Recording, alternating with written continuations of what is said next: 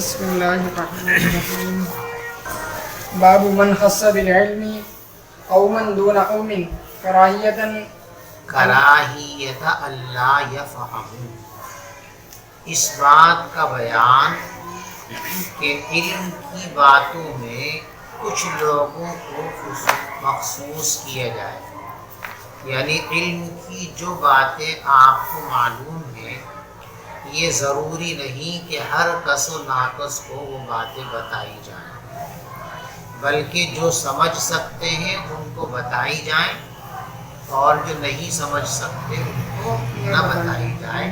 کل کے سبق میں تفصیل کے ساتھ یہ بات ہم آپ کو سمجھا چکے ہیں کہ عالم کی ذمہ داری یہ ہے کہ وہ مخاطب کی ذہنی استعداد کا اندازہ لگائے، قابلیت کا اندازہ لگائے، اور جتنی باتیں مخاطب سمجھ سکتا ہے اتنی ہی باتیں اس کے سامنے بیان کرے۔ جو باتیں مخاطب کی سمجھ میں نہیں آ سکتی ہیں وہ باتیں مخاطب کے سامنے بیان نہ کرے، نہیں تو ایسی صورت کے اندر وہ اپنے ایمان سے بھی محروم ہو سکتا ہے اور اس کا وبال آپ پر آئے گا۔ جیسے مثال کے طور پر کوئی آدمی یوں کہے جی آج مولانا صاحب نے تقریر میں یہ بات فرمائی، اب وہ بات کسی عام انسان کے ذہن میں آ نہیں رہی، سمجھ نہیں رہا اس کی حقیقت کو، تو عام طور سے کیا کہتے ہیں ایسا تو نہیں ہو سکتا، ایسا تو نہیں ہو سکتا، یہ کہہ کے اس نے اللہ اور اللہ کے رسول کی تکذیب کر دی، اور اللہ کے رسول کی تکذیب کرنا یہ کفر کی بات ہے۔ اب اس شخص کو کفر کے اندر مبتلا کرنے کا ذمہ دار کون بنا؟ یہ عالم بنا۔ یہ عالم ایسی بات عوام کے سامنے بیان کرتا جو ان کی سمجھ سے بالا تر ہے، اور نہ وہ اس کی تکذیب اور تردید کرتے، نہ ان کے ایمان کے اندر خلل پیدا ہوتا۔ تو عالم کی ذمہ داری یہ ہے کہ جو باتیں جن کو سمجھ میں آ سکتی ہیں ان کو بتائے، جن کو سمجھ میں نہیں آ سکتی ان کو نہ بتائے۔ باب من خص بالعلم قوما دون قوم، اس بات کا بیان کہ عالم علم کی بات کسی کو بتائے اور کسی کو نہ بتائے، یعنی جو سمجھ سکتے ہیں ان کو بتائے، جو نہیں سمجھ سکتے ان کو نہ بتائے۔ ایسا کیوں کرے عالم؟ کراہیت اللہ یفہموا، ایسا نہ ہو کہ عوام اس کی بات کو نہ سمجھ سکے۔ اگر ہر کس و ناقص کو بتائے گا جن کے اندر صلاحیت بھی نہیں ہے تو وہ سمجھ نہیں پائیں گے۔ اپنی اس بات کو ثابت کرنے کے لیے حضرت امام بخاری رحمۃ اللہ علیہ یہاں پر حضرت علی رضی اللہ تعالیٰ عنہ کا ارشاد لے کر کے آئے۔ وقال علی رضی اللہ عنہ، حضرت علی رضی اللہ تعالیٰ عنہ ارشاد فرماتے ہیں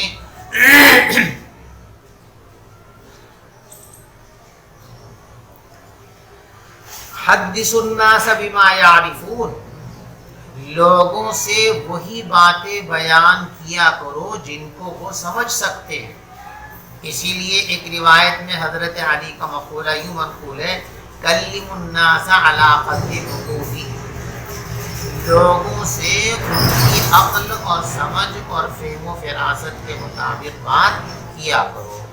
تو حضرت علی فرماتے ہیں حدثوا الناس بما يعرفون، لوگوں کے سامنے وہی باتیں بتایا کرو جو وہ سمجھ سکتے ہیں، جان سکتے ہیں۔ کیوں؟ فرمایا اتحبون ان یکذب اللہ ورسولہ، کیا تم یہ پسند کرتے ہو کہ اللہ اور اللہ کے رسول کو جھٹلا دیا جائے؟ یعنی جب تم ایسی باتیں بیان کرو گے جو ان لوگوں کی سمجھ میں نہیں آئے گی تو وہ ان باتوں کا انکار کریں گے، بھئی ایسا تو نہیں ہوتا۔ تو یہ اللہ کا جھٹلانا اور اللہ کے رسول کا جھٹلانا ہوگا، اور اس کا سبب کون بنے گا؟ یہ ناسمجھ عالم بنے گا۔ اس لیے جو کچھ آپ نے جان رکھا ہے سب کے سامنے اس کو گاتے مت پھرو، جو اہل ہیں ان کے سامنے بیان کرو، جو اہل نہیں ہیں ان کے سامنے بیان مت کرو۔ آج سمجھ گئے بھائی؟ وبه قال حدثنا به عبيد الله بن موسى عن معروف عن ابي الطفيل عن علي رضي الله عنه دیکھو یہاں حضرت امام بخاری رحمۃ اللہ علیہ متن پہلے لائے ہیں اور سند بعد میں لائے. حالانکہ معروف طریقہ محدثین کا یہ ہے کہ پہلے سند بیان کرتے ہیں اس کے بعد متن کو بیان کرتے ہیں. تو یہاں ایسا کیوں کیا؟ اس کا ایک جواب تو یہ ہے کہ امام بخاری رحمۃ اللہ علیہ نے یہاں طرز اس لیے بدلا ہے تاکہ آپ کو اور ہمیں یہ معلوم ہو جائے کہ سند بیان کرنے کے دونوں طریقے درست ہیں. پہلے سند بیان کرو پھر متن بیان کرو جو معروف طریقہ ہے، یہ بھی درست اور صحیح ہے. اور پہلے متن بیان کرو اس کے بعد سند بیان کرو، یہ بھی ٹھیک اور درست طریقہ ہے. تو پوری بخاری شریف کے اندر وہ معروف طریقہ اختیار کیا کہ پہلے سند اس کے بعد متن. یہاں امام بخاری رحمۃ اللہ علیہ نے پہلے متن کو بیان کیا بعد میں سند کو بیان کیا تاکہ آپ کو یہ معلوم ہو جائے کہ یہ طریقہ بھی درست اور صحیح ہے. چنانچہ امام ترمذی رحمۃ اللہ علیہ نے اپنی جامع میں متعدد مرتبہ ایسا کیا ہے کہ متن پہلے بیان کیا ہے اور سند اس کے بعد میں بیان کی ہے. امام بخاری رحمۃ اللہ علیہ نے بھی یہاں ایسا اسی لیے کیا ہے. بات سمجھ میں آ گئی بھائی؟ یعنی حضرت علی کا جو مقولہ ہے نا، حدث الناس بما یعرفون اتحبون، یہ متن ہے. اور یہ جو آگے بھی حدثنا یہ اسی کی سند ہے. تو سند پہلے آنی چاہیے تھی، یہ مقولہ بعد میں آنا چاہیے تھا، لیکن ترتیب پلٹ دی کہ مقولہ متن پہلے ہے اور سند بعد میں. یہ حدثنا عبید اللہ ابن موسیٰ یہ اوپر والے متن کی سند ہے. تو متن پہلے آ گیا اور سند بعد میں آئی ہے تاکہ معلوم ہو جائے کہ ایسا کرنا چاہیں تو ایسا کرنا بھی جائز اور درست ہے. آپ سمجھے؟ دوسرا اس کا جواب یہ ہو سکتا ہے کہ اگر امام بخاری رحمۃ اللہ علیہ اس روایت کو اسی انداز پر لاتے کہ سند پہلے بیان کرتے اور متن بعد میں بیان کرتے، تو ایسی صورت کے اندر یہ مسند حدیث بن جاتی. اور اس روایت کی سند امام بخاری رحمۃ اللہ علیہ کے معیار کے مطابق نہیں، تو متن کو پہلے اور سند کو بعد میں لا کر اس کو تعلیقات کے زمرے میں رکھا. اور تعلیقات کے اندر امام بخاری رحمۃ اللہ علیہ ان روایتوں کو بھی لے آتے ہیں جن کی سند ان کے معیار کے مطابق نہیں. مسند کی حیثیت سے تو اسی روایت کو لاتے ہیں جو ہر اعتبار سے امام بخاری رحمۃ اللہ علیہ کے معیار پر پوری ہے. لیکن تعلیقات کے اندر صحیح روایت لیکن ان کے معیار سے کمتر اس کو تعلیقات میں لے آتے ہیں. تو یہ سند امام بخاری رحمۃ اللہ علیہ کے معیار کے مطابق نہیں تھی، اس لیے اس کو پہلے لا کر بعد میں لائے تاکہ یہ حضرت علی کی روایت تعلیقات کے زمرے میں آئے. اور تعلیقات کے سلسلے میں امام بخاری رحمۃ اللہ علیہ نے اس اعلیٰ معیار کو برقرار نہیں رکھا ہے بلکہ اس میں تھوڑی رعایت برتی ہے امام بخاری رحمۃ اللہ علیہ نے. سمجھ گئے بھائی؟ وبه قال حدثنا عبید اللہ بن موسیٰ عن معروف عن ابی الطفیل عن علی رضی اللہ عنہ. وبه قال حدثنا اسحاق بن ابراہیم قال اخبرنا معاذ بن هشام قال حدثني ابي عن قتادة قال حدثنا انس بن مالك ان النبي صلی اللہ علیہ وسلم ومعاذ. دیکھیے روایت کتاب الایمان کے اندر آپ پڑھ چکے ہیں.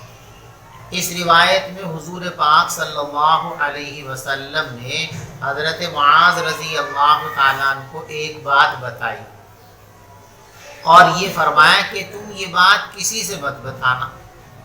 تو معلوم ہو گیا کہ کوئی بات کسی کو بتا سکتے ہیں دوسروں کو نہ بتائیں. حضور پاک صلی اللہ علیہ وسلم نے حضرت معاذ کو تو یہ بات بتائی اس لیے کہ وہ سمجھ سکتے تھے، لیکن دوسرے لوگوں کو بتائی بھی نہیں اور ان کو بھی منع کر دیا کسی کو بتانا مت. تو معلوم ہوا کہ کچھ کو بتا سکتے ہیں اور کچھ کو نہیں بتا سکتے. یہ بات جائز اور درست ہے. قال حدثنا انس بن مالک ان وسلم ومعاذ ردیفه على الرحل. انس بن مالک رضی اللہ تعالیٰ عنہ فرماتے ہیں کہ رسول پاک صلی اللہ علیہ وسلم سواری پر تھے اور معاذ سواری پر ان کے پیچھے بیٹھے ہوئے تھے. تو پیغمبر علیہ السلام نے فرمایا اے معاذ ابن جبل، قال، تو معاذ نے کہا لبیک یا رسول اللہ وسعدی، حضور میں آپ کی اطاعت کے لیے حاضر ہوں. قال معاذ، حضور اللہ کے رسول نے پھر فرمایا معاذ، قال لبیک یا رسول اللہ وسعدی، قال یا معاذ، تیسری مرتبہ فرمایا، آپ نے فرمایا لبیک یا رسول اللہ وسعدی ثلاثاً. دیکھو ثلاثاً کا تعلق قال رسول اللہ سے بھی ہو سکتا ہے اور ثلاثاً کا تعلق قال معاذ سے بھی ہو سکتا ہے اور دونوں سے بھی ہو سکتا ہے. یعنی حضور پاک صلی اللہ علیہ وسلم نے یا معاذ والی آواز جو ہے وہ کتنی مرتبہ لگائی تھی؟ 3 مرتبہ.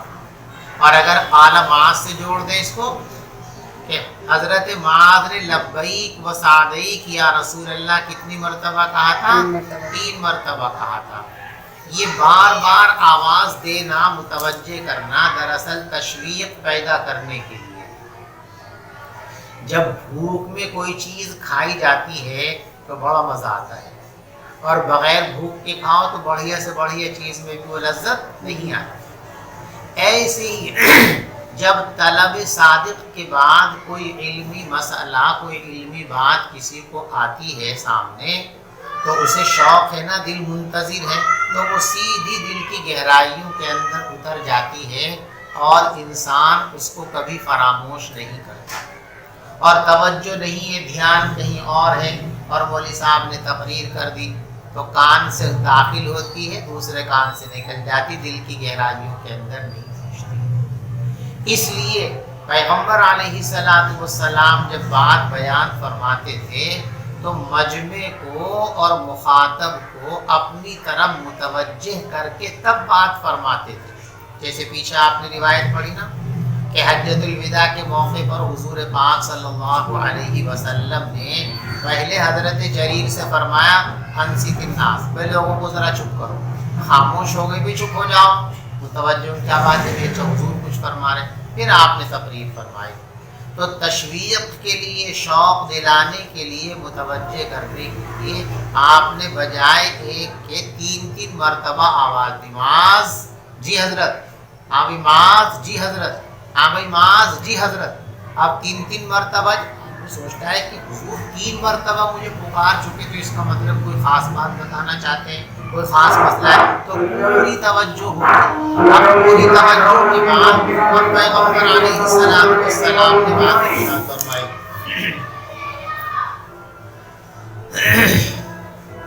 قال، پیغمبر علیہ السلام نے ارشاد فرمایا ما من احد یشہد ان لا الہ الا اللہ وان محمد رسول اللہ صدقا من قلبہ الا حرمہ اللہ علی النار.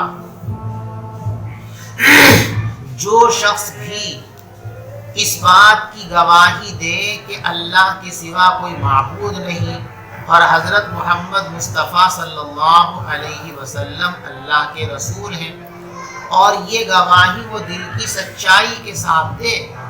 ایسا نہ ہو کہ زبان پہ شہادت ہے اور دل میں نفاق ہے، پھر تو کچھ بھی نہیں ہونے کا.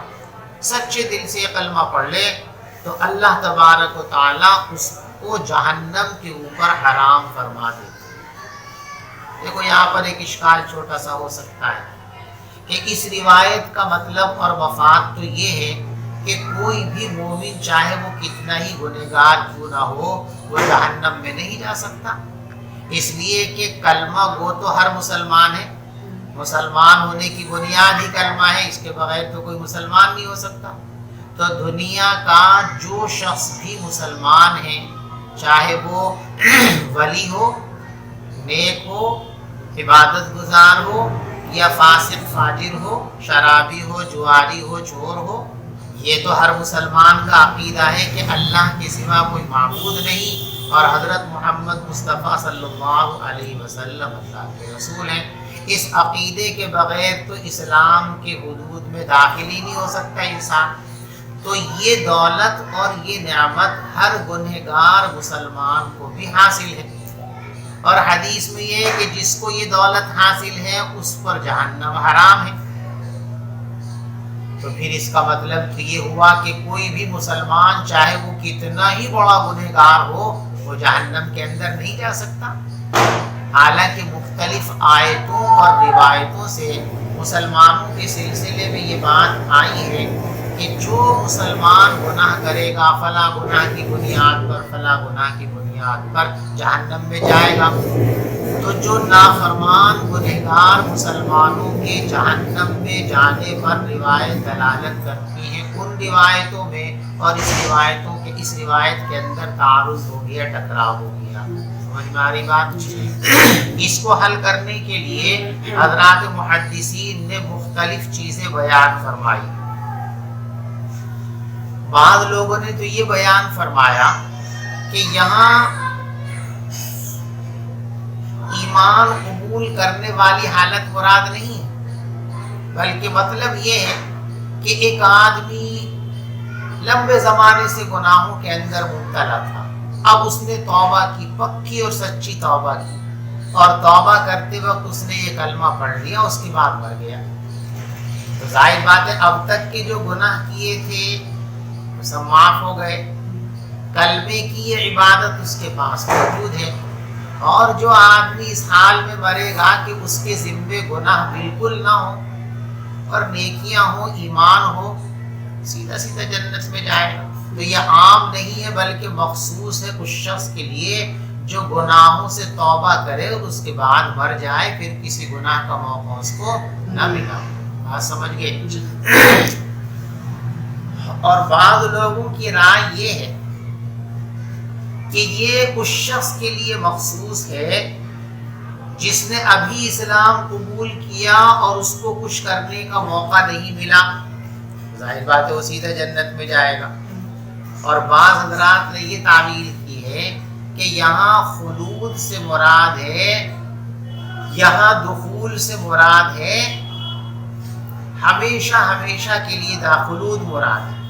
مطلب یہ ہے اس روایت کا کہ جو آدمی کلمہ پڑھ لے سچے دل سے، یعنی صحیح طور پر اسلام قبول کر لے، تو وہ ہمیشہ ہمیشہ کے لیے جہنم میں نہیں جائے گا. جیسے کافر ہمیشہ ہمیشہ کے لیے جہنم میں جائے گا، تو مومن اگر اپنے گناہوں کی وجہ سے جہنم میں گیا بھی تو ہمیشہ کے لیے نہیں جائے گا، ایک مدت کے بعد اس کو جہنم سے نکال کر جنت کے اندر داخل کر دیا جائے گا. تو دو لفظ یاد رکھو، ایک دخول نار، ایک خلود فی النار.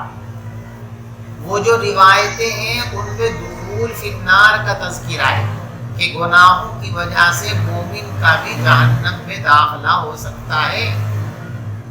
اور اس روایت کے اندر خلود کی بات ہے کہ مومن ہمیشہ کے لیے جہنم میں نہیں. بات سمجھ میں آ رہی؟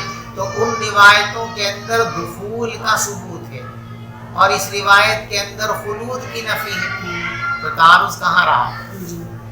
اگر ایک ہی چیز کی نفی ہوتی، ایک ہی چیز کا اس بات ہوتا تو تعارض ہوتا. یہاں دونوں روایتوں کا مضمون علیحدہ علیحدہ ہے. یہاں خلود کی نفی ہے، وہاں دخول کا ثبوت ہے. اور خلود ایک علیحدہ چیز ہے اور دخول ایک علیحدہ چیز ہے، لہذا تعارض آپ نے پڑھ رکھا نا، در تعارض حشت وحدت شرط دا. پڑھا نا؟ کہاں؟ ارقات میں پڑھا. یہاں چونکہ دونوں چیزوں کا موضوع علیحدہ علیحدہ ہے، اس روایت کا موضوع خلود ہے اور ان روایتوں کا موضوع کیا ہے؟ دخول ہے. تو دونوں روایتوں کے اندر وحدت موضوع نہیں ہے، لہذا دونوں روایتوں کے اندر تعارض کا تحقق نہیں ہو سکتا. جن روایتوں کے اندر جہنم میں جانا ثابت ہے وہاں دخول مراد ہے، اور اس روایت کے اندر جہاں نفی ہے تو یہاں خلود کی نفی ہے، دخول کی نفی نہیں. اور بعض لوگوں نے ایک اور تعبیر کی ہے اس کی کہ الا حرمہ، یہ جو ہو ضمیر ہے یہ اس شخص کی طرف، قائل کی طرف نہیں لوٹ رہی ہے بلکہ قائل کی زبان کی طرف لوٹ رہی ہے. مطلب کیا ہے کہ جس شخص نے بھی کلمہ پڑھا، یعنی مسلمان اگر گناہوں کی وجہ سے جہنم میں چلا بھی گیا، اللہ ہم سب کی حفاظت فرمائے۔ تو جہنم میں جانے کے بعد بھی اس کی یہ زبان نہیں جلے گی کلمے کی برکت کی وجہ سے، چونکہ اس زبان سے اس نے کلمہ پڑھ لیا تو سارا جل سکتا ہے، لیکن یہ زبان اس کی نہیں، جیسے دوسری روایتوں کے اندر موضع سجود کے لیے ہے نا کہ جب لوگوں کو جہنم میں ڈال دیا جائے گا تو اب سفارش کرنے والے سفارش کریں گے اور فرشتوں سے کہا جائے گا اس درجے کے ایمان والوں کو نکال لو، اس درجے کے ایمان والوں کو نکال لو۔ اب آگ میں جل کر جب کوئلہ ہو گئے تو سب ایک ہی جیسے ہو گئے، کھانے کیسے پہچانیں گے؟ تو کیا فرمایا گیا روایت کے اندر، یعرفون بآثار السجود، جہنم میں پڑے ہوئے جلے ہوئے وہ مسلمان کیسے پہچانے جائیں گے؟ سجدوں کے نشان سے، یعنی سجدہ کرتے وقت جو اعضاء زمین پر ٹکتے ہیں سارا بدن جل جائے گا لیکن وہ اعضاء نہیں جلیں گے اتنے حصے، لہذا ان کو دیکھ کے پہچان لیں گے یہ مومن ہے یہ مومن ہے۔ کافر تو پورا جل جائے گا اور مومن اگر جہنم میں گیا تو سارا جلے گا لیکن جو اعضاء سجدے سے تعلق رکھنے والے وہ نہیں جلیں گے۔ تو جیسے آثار سجود جہنم میں نہیں جلیں گے، گنہگار جہنم میں جائے گا جلے گا لیکن آثار سجود نہیں جلیں گے، ایسے ہی گنہگار مومن اگر جہنم میں چلا گیا، اللہ ہم سب کی حفاظت فرمائے، تو سارا جلے گا لیکن اس کی زبان نہیں جلے گی کلمے کی برکت کی وجہ سے۔ تو حرمہ، اللہ اس کے اوپر جہنم کو حرام کر دیں گے یا اسے جہنم پر حرام کر دیں گے تو اس سے مراد قائل نہیں ہے بلکہ اس سے مراد قائل کی لسان اور زبان ہے، لہذا کوئی تعارض باقی نہیں رہا۔ بات سمجھ میں آ گئی؟ دیکھیے، الا حرمہ اللہ علی النار، مگر یہ کہ اللہ اس کو حرام کر دیں گے جہنم پر۔ قال یا رسول اللہ، یہ ہے ترجمۃ الباب کہ سب کو سب باتیں نہیں بتانی چاہیے۔ حضرت معاذ نے کہا حضور افلا اخبر به الناس، کیا لوگوں کو بتا دوں یہ بات جا کر کے کہ جس نے کلمہ پڑھ لیا وہ جہنم کی آگ کے اوپر حرام ہو گیا، جہنم کی آگ اس کو نہیں جلائے گی، فیستبشرون، تاکہ لوگ خوش ہو جائیں۔ حضرت تمام ایمان والوں کو جب یہ بات پتہ چلے گی کہ ہمیں جہنم سے حفاظت کی گارنٹی کارڈ مل گیا تو سب خوش ہو جائیں گے، تو بتا دوں جا کر کے سب سے۔ فرمایا اذن یتکلوا، نہ بھائی بتانا مت۔ کیوں؟ اس صورت میں تو وہ اسی پہ بھروسہ کر کے بیٹھ جائیں گے جب پتہ چلے گا کہ ہر مسلمان کو جہنم میں نہیں ڈالا جائے گا، جہنم پر حرام ہے، تو بے فکر ہو جائیں گے، کلمہ تو پڑھ ہی لیا، اب چاہے زنا کرو، چوری کرو، شراب پیو، کچھ بھی کرو، جنت تو ہمارے ابا کی ہے۔ اور آج مسلمانوں کا یہی حال تو ہے نا، شب برات کے جلسے میں جب تقریر سنتے ہیں اور وہ مولوی صاحب چلا چلا کے کرسی توڑ توڑ کے کہتا ہے نا آج کی رات میں سب معاف، آج کی رات میں سب معاف، تو اس رات میں جاگ جاؤ اور اگلے دن کی فجر کھا جاؤ، نہیں ہوتا؟ 4 بجے تک مسجد میں پڑا اور پھر لیٹا اور لیٹ گیا اور پھر سال بھر تک مسجد کا درشن نہیں کرتا، آتا ہی نہیں مسجد کا دیدار کرنے کے لیے۔ اگلی مرتبہ پھر اگر زندہ رہا تو پھر نہا دھو کر کے پھر آ گیا مسجد میں اور مولوی صاحب کی تقریر سن کے پھر جنت کا پروانہ لے کے چلا گیا۔ یہ انسان کی کمزوری ہے۔ تو اسی کمزوری کے پیش نظر کہا کہ دیکھو اکثریت کا حال یہ ہے کہ وہ اس طرح کی باتوں کا غلط مطلب نکالتے ہیں اور عمل میں سستی برتنے لگتے ہیں، لہذا لوگوں کو یہ بات مت بتانا۔ ہاں، کچھ لوگ وہ ہوتے ہیں کہ ان کو خوشخبری اگر سنا دی جائے تو ان میں تشکر کے جذبات اور بڑھ جاتے ہیں اور وہ اور زیادہ عبادت کرنے لگتے ہیں۔ جیسے حضور پاک صلی اللہ علیہ وسلم نے 10 لوگوں کا نام لے کر فرمایا، ابو بکر فی الجنہ، عمر فی الجنہ، عثمان فی الجنہ، علی فی الجنہ، 10 لوگوں کا نام، انہیں سے کہتے ہیں عشرہ مبشرہ۔ وہ 10 صحابہ کرام جن کو حضور پاک صلی اللہ علیہ وسلم نے ایک ہی وقت میں نام کی تصریح کے ساتھ جنت کی بشارت عطا فرمائی تھی، لیکن انہوں نے ایسا نہیں کہ اب تو حضور کی زبان سے اعلان ہو گیا تو اب تو جنت میں جانے سے کوئی روک نہیں سکتا، لہذا اب نہ جہاد کی ضرورت ہے، نہ نماز کی ضرورت ہے، نہ زکوٰۃ کی ضرورت ہے، ایسا تو نہیں ہوا۔ بلکہ ان کے اعمال پہلے سے اور زیادہ بڑھ گئے. جیسے حضور پاک صلی اللہ علیہ وسلم کو اللہ نے گارنٹی کارڈ دیا, انا فتحنا لک فتحا مبینا لیغفر لک اللہ ما تقدم من ذنبک وما تأخر. اے محمد, ہم نے ایک تو آپ کی گناہوں سے حفاظت کر رکھی, گناہ آپ کرتے ہیں, لیکن بفرض محال اگر ہو بھی جاوے تو ہماری طرف سے اعلان ہے اگلے اور پچھلے سب گناہ معاف کر دیے. تو حضور یہ سن کے بیٹھ گئے تھے, یہ بیٹھے نا, اتنی لمبی لمبی تہجد پڑھتے تھے کہ پیروں پہ ورم آ جاتا تھا. جب لوگوں نے کہا کہ حضرت آپ تو بخش آئے ہیں, اللہ نے قرآن میں اعلان فرما دیا کہ آپ کے اگلے پچھلے سارے گناہ معاف ہیں, تو پھر اتنی محنت کرنے کی کیا ضرورت ہے؟ تو کیا فرمایا, افلا اکون عبدا شکورا, اللہ کا شکر گزار بندہ نہ بنوں. اللہ نے اتنا بڑا انعام فرمایا کہ مجھے مطمئن کر دیا کہ تمہارے سارے گناہ معاف ہیں, تو مجھے اللہ کا شکر گزار ہونا چاہیے. تو کچھ لوگ تو ایسے ہوتے ہیں کہ بشارت اور خوشخبری سن کر وہ اور زیادہ محنت کرتے ہیں, اور کچھ لوگ ایسے ہیں کہ ڈھیل کو سن کر لیٹ جاتے ہیں.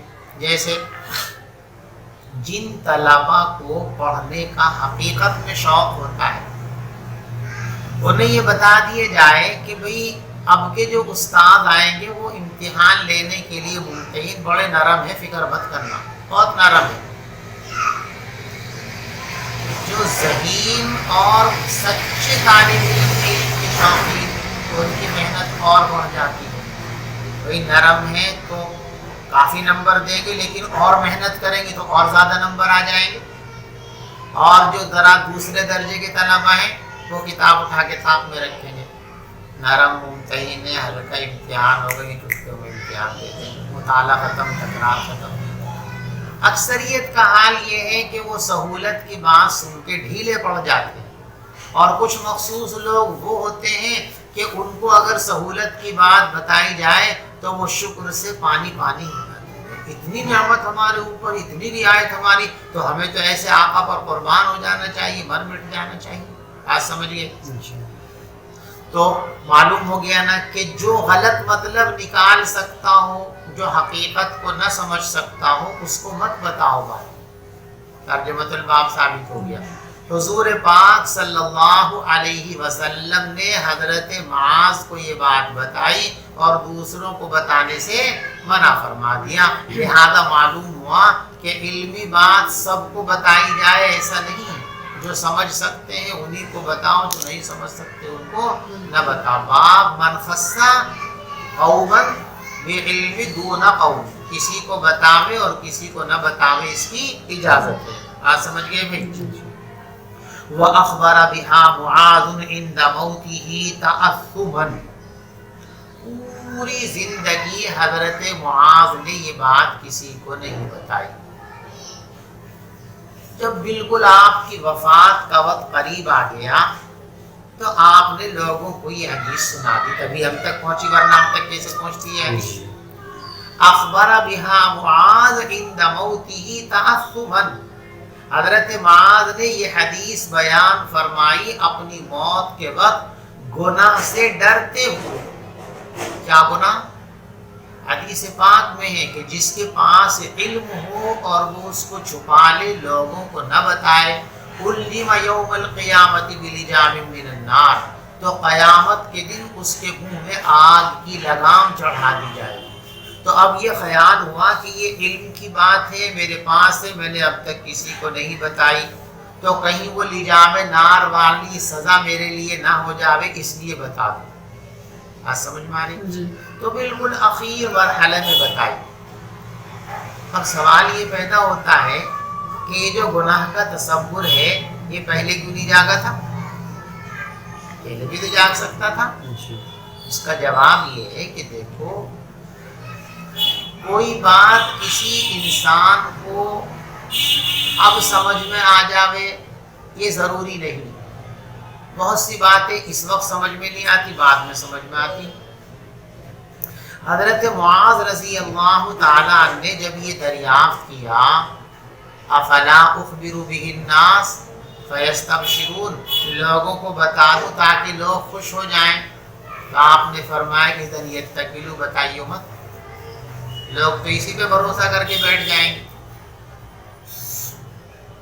اس وقت حضرت معاذ رضی اللہ تعالیٰ یہ سمجھے تھے کہ یہ نہیں عام ہے، یہ ممانعت عام، یعنی آپ نے یہ فرمایا کہ کسی کو بھی مت بتانا،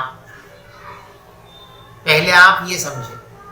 تو جب یہ سمجھے کہ ممانعت عام ہے تو آپ نے یہ حدیث کسی کو نہیں بتائی، لیکن بعد میں حضرت معاذ رضی اللہ تعالیٰ عنہ کے ذہن میں یہ بات آئی کہ یہ ممانعت عام نہیں بلکہ خاص ہے، یعنی ہر کس و ناقص کے سامنے بیان مت کرنا، لیکن جزئی فہم لوگوں کے سامنے بیان کر سکتے ہو۔ تو جب یہ بات سمجھ میں آ گئی کہ ممانعت عام نہیں ہے بلکہ ممانعت خاص ہے، تو جو مخصوص طبقہ آپ کے پاس ذی علم لوگوں کا جمع رہتا تھا، موت کے وقت میں وہ مخصوص طبقہ تھا، اس مخصوص طبقے کو اور مخصوص شاگردوں کو حضرت معاذ رضی اللہ تعالیٰ نے یہ حدیث سنا۔ وبه قال حدثنا مسدد قال حدثنا معتمر قال سمعت أبي قال سمعت أنسا قال ذكر لي أن النبي صلى الله عليه وسلم قال لمعاذ من لقي الله لا يشكر به شيئا دخل الجنة قال ألا أبشر به الناس قال لا إني أخاف أن یتکلوا، جو روایت اوپر والی ہے وہی روایت یہ بھی ہے۔ معتمر کہتے ہیں کہ میں نے اپنے والد محترم کو یہ بات کہتے ہوئے سنا، وہ کہتے ہیں کہ میں نے حضرت انس رضی اللہ تعالیٰ عنہ سے سنا۔ حضرت انس یوں کہتے ہیں ذکر لی، مجھ سے یہ بات بیان کی گئی کہ نبی یہ پتے کو ذکرہ مجہول کے صیغہ اس لیے لایا گیا ہے کہ حضرت انس رضی اللہ تعالیٰ نے یہ روایت حضرت معاذ سے براہ راست نہیں سنی، بلکہ کسی اور دوسرے صحابی کے حوالے سے یہ روایت سنی تھی، اس لیے ذکیرہ کہا گیا کہ پیغمبر علیہ السلام نے حضرت معاذ رضی اللہ تعالیٰ سے فرمایا من لقی اللہ لا یشرک بہ شیئا، جو آدمی اللہ سے اس حال میں ملے گا کہ اللہ کے ساتھ کسی کو شریک نہ بناتا ہو، دخل الجنہ، یہ آدمی جنت کے اندر داخل ہو کر رہے گا۔ قال، معاذ نے کہا الا ابشر بہ الناس، کیا لوگوں کو اس کی خوشخبری نہ سنا دوں؟ قال لا، فرمایا نہ، انی اخاف ان یتکلوا، مجھے یہ اندیشہ ہے کہ لوگ اسی پر بھروسہ کر کے بیٹھ جائیں گے، عمل میں سستی کرنے لگیں گے۔ باب الحیاء فی العلم، دیکھو شرمانا اور حیا کرنا یہ بہت اچھی چیز ہے، پسندیدہ چیز ہے، لیکن یہ حیا اور شرمانا ضرورت کے وقت اچھی چیز ہے، بے محل اچھی چیز، لہذا علمی باتوں کو پوچھنے میں کبھی نہیں شرمانا چاہیے۔ آدمی سبق میں بیٹھا بات سمجھ میں بھی نہیں آئی، اب کیا سوچ رہا اگر میں نے یوں کہہ دیا کہ حضرت مجھے سمجھ میں نہیں آئی تو لوگ یوں کہیں گے بڑا غبی ہے، چپ بیٹھا کہیں نہیں رہا تو محروم ہو جائے گا، کیا سمجھ میں آ رہی؟ لہذا علمی مسائل، دینی مسائل، شرعی مسائل کو پوچھنے میں کبھی بھی نہیں شرمانا چاہیے۔ جب جہاں اور جیسی ضرورت ہو علماء سے، فقہاء سے اور مفتیان سے ضرور پوچھنا چاہیے تاکہ آپ صحیح طور پر دین پر عمل پیرا ہو سکے۔ بات سمجھ میں آ رہی؟ علمی معاملات کے اندر نہیں شرمانا چاہیے۔ باب الحیاء فی العلم، علم کے سلسلے میں شرمانے کا بیان۔ فرماتے جو شرمائے گا وہ کبھی علم حاصل نہیں کر سکتا۔ حضرت مجاہد رحمت اللہ علیہ ارشاد فرماتے ہیں لا یتعلم العلم مستحی ولا مستکبر، علم حاصل نہیں کر سکتا شرمانے والا اور تکبر کرنے والا۔ جس میں گھمنڈ اور تکبر پیدا ہو گیا وہ کبھی علم حاصل، اس لیے کہ گھمنڈ اور تکبر کی وجہ سے وہ کسی عالم کے سامنے زانو تلامت طے نہیں کرے گا، کسی سے پوچھے گا نہیں تو اتفاق ملے گا، اور شرمانے والا بھی دنیا کچھ نہیں پوچھنے کا، جب پوچھنے کا تو کہاں سے ملے گا؟ پوچھو گے، السؤال نصف العلم، آدھا علم تو سوال ہی ہے۔ چنانچہ غالباً حضرت امام شافعی رحمۃ اللہ علیہ سے پوچھا گیا تھا ایک موقع پر کہ حضرت اتنا علم آپ نے کیسے حاصل کر لیا؟ آپ نے فرمایا میں نے کبھی علمی باتوں کو پوچھنے میں شرم نہیں کی، جہاں ضرورت ہوتی فوراً دریافت کرتا اور پوچھتا تھا، اس لیے مجھے یہ علم حاصل ہوا۔ حاصل بولتے سے لگمی ہے، سب حدیث پڑھی جا رہی اور آگے بتائی جا رہی ہے۔ ایک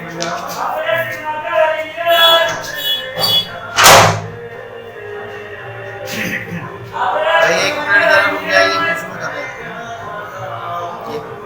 گانے وانے کے ہمارے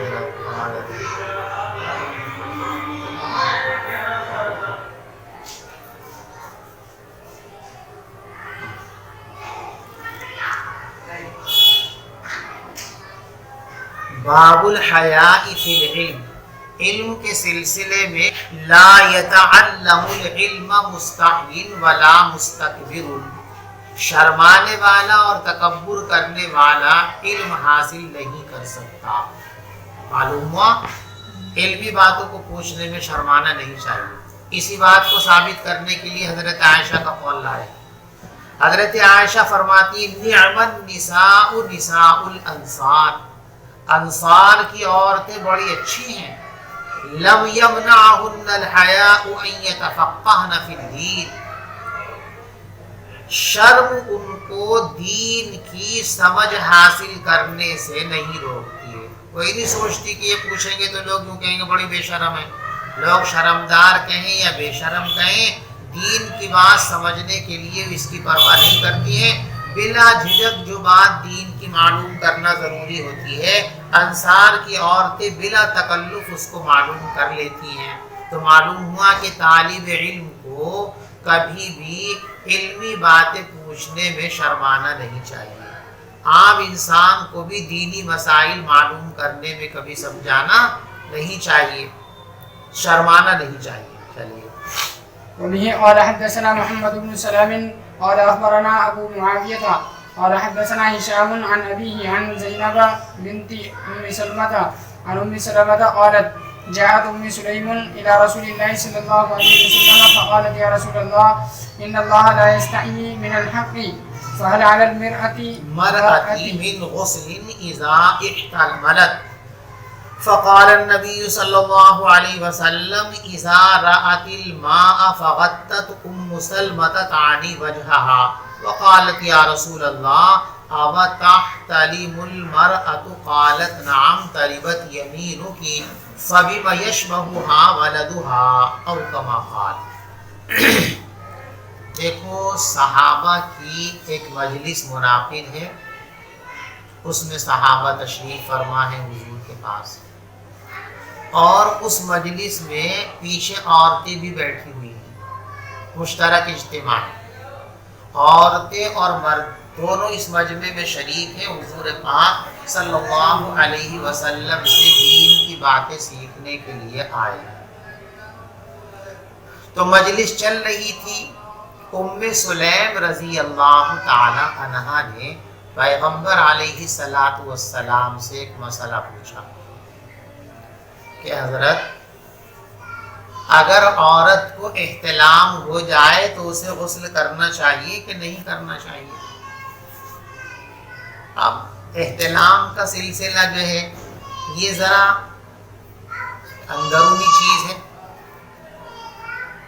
عورتوں کو یہ بات بڑی ناگوار گزری کہ دیکھو انہوں نے کیسی بات کی، عورتوں کا بھانڈا پھوڑ رہی ہے۔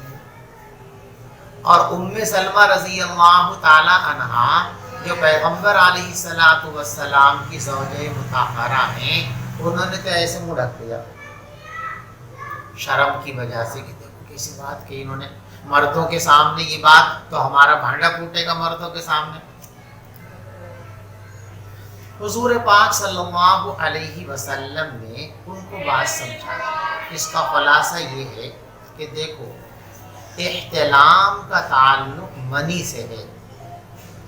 جب کوئی چیز برتن میں ہے تو وہ کبھی چھلکے گی بھی، تو منی مرد کے اندر بھی ہوتی ہے اور منی عورت کے اندر بھی۔ جب دونوں میں ہے تو جیسے سوتے وقت کبھی کبھی اور مرد کی منی چھلک جاتی ہے تو عورت کی بھی چھلک جاتی ہے۔ البتہ اتنی بات ہے کہ مردوں کو کثرت کے ساتھ یہ صورتحال پیش آتی ہے، عورتوں کو کبھی کبھار اتفاقاً یہ صورتحال پیش آتی ہے، اور اس کی ایک خاص وجہ ہے۔ احتلام جو ہوتا ہے اس میں مرد یا عورت خواب میں جماع کے تصور میں مبتلا ہوتے ہیں، یعنی ان کو خواب میں ایسا لگتا ہے کہ میں صحبت کے عمل میں شریک ہوں، جس کے نتیجے میں احتلام ہو جاتا ہے۔ صحبت کی لذت سے تعلق رکھنے والا جسم کا جو حصہ ہے، عورت کا وہ حصہ اندرونی مقام ہے، اس سے کوئی چیز ٹچ نہیں ہوتی۔ جب صحبت کرے گی تبھی اس سے ٹچ ہوگا، کچھ ویسے کوئی چیز اس سے ٹچ نہیں ہوتی۔ مرد کے جس حصے کا تعلق صحبت کی لذت سے ہے وہ بیرونی چیز ہے، اور اس سے کپڑا بستر یہ چیزیں ٹچ ہو جائے گی، لہذا اس کو زیادہ یہ صورتحال پیش آتی ہے، اس کو بہت سی عورتوں کو کبھی بھی نہیں آتی یہ چیز پیش۔ اسی لیے حضرت ام سلیم نے یہ سوال کیا تھا، اور ان کے سوال پر حضرت ام سلمہ کو اسی لیے تعجب ہوا تھا کہ اس بات پوچھ رہی، اس لیے کہ عورتوں کو یہ صورتحال بہت کم پیش آتی ہے، مردوں کو یہ صورتحال کثرت کے ساتھ پیش آتی ہے۔ آپ سمجھ گئے؟ تو حضور نے فرما دیا کہ جو حکم مرد کے لیے ہے کہ احتلام ہونے پر اگر انزال ہوا ہے تو غسل واجب ہو گیا، یہی حکم عورت کے لیے۔ النساء شقائق الرجال، عورتیں بھی مرد کا حصہ ہیں، مرد کی طرح ہیں، جو حکم اس کے لیے وہی حکم اس کے لیے۔ لہذا جیسے مردوں پر احتلام کی صورت میں غسل واجب ہوتا ہے، عورتوں کو احتلام ہو جائے تو ان کو بھی غسل واجب ہوتا ہے۔ یہ مسئلہ ہے، بات سمجھ میں آگئی؟ ترجمۃ الباب ایسے ثابت ہوا کہ دیکھو یہ چیز اگرچہ شرم کی تھی لیکن ام سلیم نے شرم نہیں کی، دین کی بات میں عمل کیسے کریں گی جب تک نہیں پوچھیں گی، فوراً پوچھ لیا۔ تو معلوم ہوا کہ شرعی اور دینی مسائل پوچھنے میں شرمانا نہیں چاہیے، جن مسائل کو جاننے کی ضرورت ہو ان کو فوراً پوچھ لینا چاہیے، معلوم کر لینا چاہیے۔ بات سمجھے؟ دیکھو زینب بنت ام سلمہ، حضرت ام سلمہ رضی اللہ تعالی عنہا سے نقل کرتی ہیں کہ ام سلیم رضی اللہ تعالی عنہا، یہ حضرت انس بن مالک رضی اللہ تعالیٰ عنہ کی والدہ محترمہ ہے ام سلیم، یہ حضور کے پاس آئی اور یوں کہا، اے اللہ کے رسول صلی اللہ علیہ وسلم۔ دیکھو پہلے تمہید قائم کی کہ دیکھو حضرت جو میں بات پوچھوں گی تو ذرا بے شرمی کسی ہے بظاہر، لیکن میں یہ اس لیے گوارہ کر رہی ہوں کہ حق بیان کرنے میں تو شرمانا نہیں چاہیے۔ اللہ کی سنت یہ کہ اللہ نے بھی حق بیان کرنے میں شرم نہیں کی، اللہ ایسا عظیم ہے، اس کا کلام ایسا عظیم ہے، لیکن مکھی مچھر ان چیزوں کی بھی مثال دی ہے۔ ان اللہ لا یستحی ان یضرب مثلا ما بعوضۃ فما فوقہا، تو حق بات بیان کرنے میں اللہ بھی نہیں شرماتے، تو وہ اللہ کی سنت ہے، اور اللہ کی سنت پر ہمیں بھی عمل کرنا چاہیے، تو حق بات پوچھنے میں شرمانا۔ تو یوں کہا حضور اللہ تعالی حق بات بیان کرنے سے نہیں شرماتے ہیں، لہذا میں بھی نہیں شرما رہی، میں بھی پوچھ رہی ہوں۔ فَهَلْ عَلَى الْمَرْأَةِ مِنْ غُسْلٍ إِذَا احْتَلَمَتْ، تو کیا عورت پر بھی غسل واجب ہوتا ہے جب اس کو احتلام ہو جائے؟ تو پیغمبر علیہ الصلوۃ والسلام نے فرمایا اِذَا رَأَتِ الْمَاءَ، جب عورت پانی دیکھ لے، یعنی انزال ہو گیا تو غسل واجب ہوا، انزال نہیں ہوا تو غسل واجب نہیں ہوا، یہی عورت کا حکم ہے، یہی مرد کا حکم ہے، سمجھ گئے؟ فغطت ام سلمۃ تعنی وجہہا، تو ام سلمہ نے اپنا چہرہ ڈھانپ لیا، یعنی ان کو شرم آئی کہ دیکھو عورتوں کا بھانڈا کھول رہی، کیسی بات پوچھ لی انہوں نے۔ وقالت یا رسول اللہ او تحتلم المرأۃ، اور ام سلمہ نے یوں کہا حضور کیا عورت کو بھی احتلام ہوتا ہے؟ دیکھو یہاں اس روایت کے تسلسل سے بظاہر یہ سمجھ میں آتا ہے کہ ام سلیم رضی اللہ تعالی عنہا کے سوال کے بعد ام سلمہ نے اسی مجلس میں سوال کیا، حالانکہ ایسا نہیں ہے، اس لیے کہ جب اس مجلس میں ام سلیم کا سوال ہی حضرت ام سلمہ کو ناگوار گزر رہا ہے تو خود کیسے کر لیں گے؟ تو یہ عبارت کے تسلسل سے یہ نہیں سمجھنا چاہیے کہ یہ دونوں باتیں ایک ہی مجلس میں آئی ہیں۔ ام سلیم کا سوال سمجھ رہے نا بچے؟ جی ام سلیم کا جو سوال ہے کہ عورت کو اگر احتلام ہو جائے تو غسل واجب ہوتا ہے یا نہیں ہوتا، یہ سوال تو اس مجلس میں ہے جو مخلوط مجلس ہے، اور ام سلمہ رضی اللہ تعالی عنہا کا یہ سوال کہ عورت کو احتلام ہوتا ہے یا نہیں ہوتا، یہ اپنے گھر پر علیحدہ ہوا ہے، دونوں ایک مجلس کے اندر، یعنی یہاں تو یہ مجلس ختم ہو گئی، لیکن حضرت ام سلمہ رضی اللہ تعالی عنہا کو کبھی احتلام کا معاملہ پیش نہیں آیا تھا، کیونکہ میں نے بھی بیان کیا کہ عورتوں کو یہ صورتحال بہت قلت کے ساتھ پیش آتی ہے۔ بعد میں گھر جا کر کے پوچھا کہ حضرت کیا عورت کو واقعی احتلام ہوتا ہے؟ وہ جو پوچھ رہی تھی ام سلیم کے احتلام ہو جاوے تو غسل، تو کیا عورت کو ہوئے احتلام یا خامخواہ پوچھ رہی تھی وہ؟ حضرت نے فرمایا کیوں نہیں ہوتا؟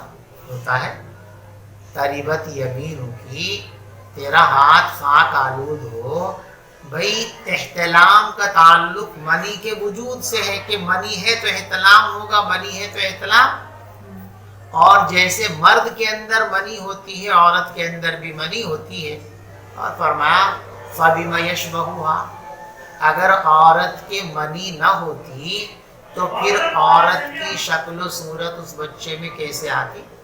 بچہ جب پیدا ہوتا ہے کبھی باپ کی شباہت لے کر کے پیدا ہوتا ہے، کبھی ماں کی شباہت لے کر پیدا ہوتا ہے، کبھی کچھ بدن کا حصہ ماں سے مشابہ ہوتا ہے، کچھ باپ سے مشابہ ہوتا ہے، تو عورت کا مادہ منویہ اس بچے کی تخلیق میں شامل ہوتا ہے، اسی لیے بچے میں ننیحال کی مشابہت آتی ہے۔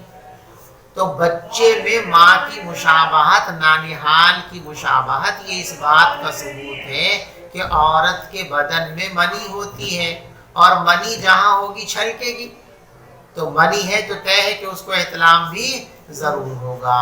بات سمجھ شریف میں آ گئی؟ تو دونوں کی منی سے مل کر کے بچے کی تخلیق ہوتی ہے، اور مشابہت کا تکوینی اصول یہ ہے کہ مرد اور عورت جب ملتے ہیں، صحبت کرتے ہیں، تو جس کی منی سبقت کر جاتی ہے بچے میں اسی کی مشابہت آ جاتی ہے، یعنی بچے دانی میں جہاں تخلیق کا عمل ہوتا ہے، جہاں منی جا کر ٹھہرتی ہے، اس مقام پر عورت کی منی پہلے پہنچ گئی تو بچہ عورت کی شکل پہ پیدا ہوگا، مرد کی منی پہلے پہنچ گئی تو بچہ مرد کے مشابہ ہوگا، اور بعض لوگوں نے کہا کہ غلبے پر ہے، دونوں کی منی پہنچی، ایک کی کم ایک کی زیادہ، جس کی زیادہ ہے اسی کی مشابہت بچے کے اندر ہوتی ہے، جس کی کم ہے اس کی یا تو بالکل نہیں ہوتی، غلبہ ہو جاتا ہے، یا پھر تھوڑی بہت اس کی ہو جاتی ہے۔ بہرحال حضرت ام سلمہ نے پوچھا، تو یہ یاد رکھیے اچھی طرح ورنہ یہ سوال پیدا ہوگا کہ ام سلیم پر تو اعتراض کر رہی ہیں کہ دیکھو کیسی بات پوچھی اور خود پوچھ رہی ہیں، تو یہ کیا بات ہوئی؟ اوروں کو نصیحت اور خود کے لیے کچھ نہیں۔ اس لیے فرمایا، یاد اچھی طرح رکھو کہ ام سلیم کا جو سوال ہے یہ تو مجلس میں ہے، اور ام سلمہ نے جو سوال کیا ہے جس کو یہاں ذکر کیا گیا فوراً بعد، یہ یہاں روایت میں تسلسل ضرور ہے لیکن واقعے میں تسلسل، یعنی یہ سوال جو ام سلمہ کا ہے، یہ سوال اس مجلس میں نہیں بلکہ حضور پاک صلی اللہ علیہ وسلم سے دوسری مجلس میں اپنے گھر میں یہ سوال کیا تھا۔ تو ام سلمہ نے کہا اَوَ تَحْتَلِمُ الْمَرْأَةُ، کیا عورت کو بھی احتلام ہوتا ہے؟ فرمایا کہ ہاں تربت یمینو کی، تیرا ہاتھ پاک آلود ہو، فبما یشبہھا ولدہ، پھر کس بنیاد پر بچے میں اس کی مشابہت پیدا ہوگی اگر منی نہ ہو اس کے اندر. چلیے. وبه قال حدثنا اسماعيل قال حدثني مالك عن عبد الله بن دينار عن عبد الله بن عمر ان رسول الله صلى الله عليه وسلم قال ان من الشجر شجرة لا يسقط ورقها. دیکھیے روایت کتاب العلم ہی کے اندر پیچھے گزر چکی ہے. ٹھیک ہے کہ پیغمبر علیہ السلام نے ایک بار سوال کیا صحابہ سے کہ بتاؤ بھئی ایک درخت ہے جس کے پتے موسم خزاں کے اندر بھی نہیں جھڑتے ہیں اور وہ درخت مسلمانوں کے مشابہ ہے، بتاؤ کون سا درخت ہے. عبداللہ ابن عمر رضی اللہ تعالیٰ اس مجلس میں موجود تھے اور کبار صحابہ بھی موجود تھے، بڑے بڑے صحابہ موجود تھے. اتفاق کی بات یہ ہے کہ حضرت عمر کے ذہن میں تو جواب آ گیا کہ یہ کھجور کا پیڑ ہوتا ہے، لیکن عام صحابہ کرام کے ذہن میں اس وقت یہ بات نہ آ سکی. بہت دیر تک جھوجتے رہے، جب سمجھ میں کہا حضرت آپ ہی حدیثو ما ہی، حضرت آپ ہی بتا دیجیے کیا ہے، وہ ہماری سمجھ میں تو نہیں آ رہا. تو آپ نے فرمایا ہی النخلا، وہ کھجور کا درخت ہے. جب یہ مجلس ختم ہو گئی تو عبداللہ ابن عمر نے اپنے ابا حضرت عمر سے کہا کہ ابا جب حضور نے یہ سوال کیا تھا کہ بتاؤ وہ درخت کون سا ہے تو میں سمجھ گیا تھا کھجور کا درخت ہے، لیکن میں اس لیے نہیں بولا تھا کہ چھوٹوں کو بڑوں کی موجودگی میں بولنا یہ ادب کے خلاف ہے، تو ادب کو ملحوظ رکھتے ہوئے میں نہیں بولا تھا ورنہ مجھے معلوم تھا. تو حضرت عمر نے فرمایا کہ تم نے بہت غلط کیا بھائی.